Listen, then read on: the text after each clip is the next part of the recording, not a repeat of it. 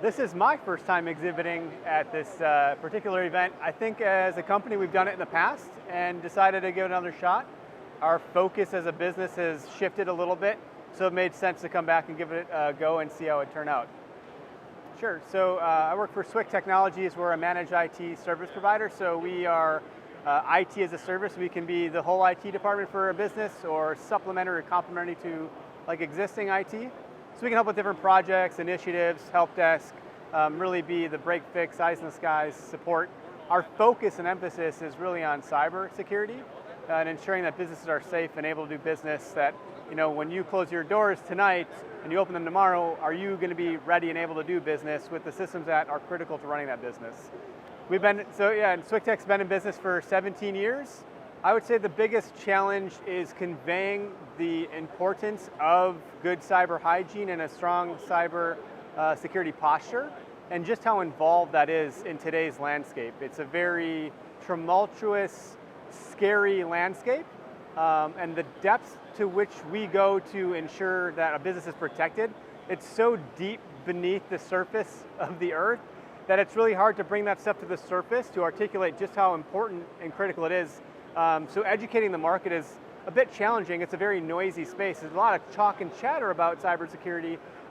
It can be challenging to articulate just why it's important and how we're better at it than others in our space.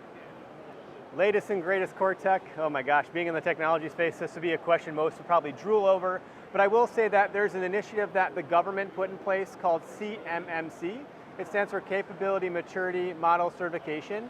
It's something that anyone that holds a contract for the DoD or is in the government supply chain, there's tier 1, tier 2, tier 3 suppliers.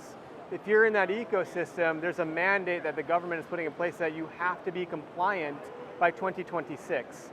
So the level of cybersecurity that has to go into that, it's very black and white. It's not gray. You can't just, I think we do that. You have to say, yes, we do that, and then it has to get audited. And if the audit comes through on the wrong side of the fence, you could get fined. So big numbers that exist there if you're not complying with that stuff. So insofar as the latest and greatest, it's really important that if you hold those contracts, you're doing these things.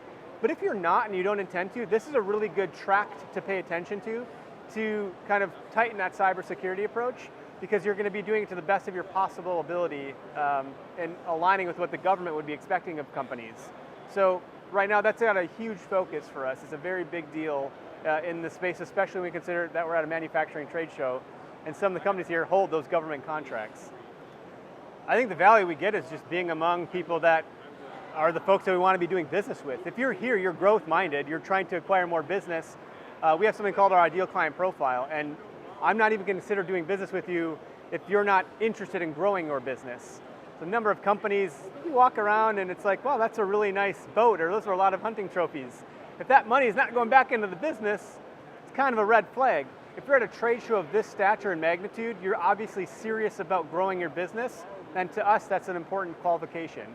So we're happy to be a part of this from that perspective just all on its own.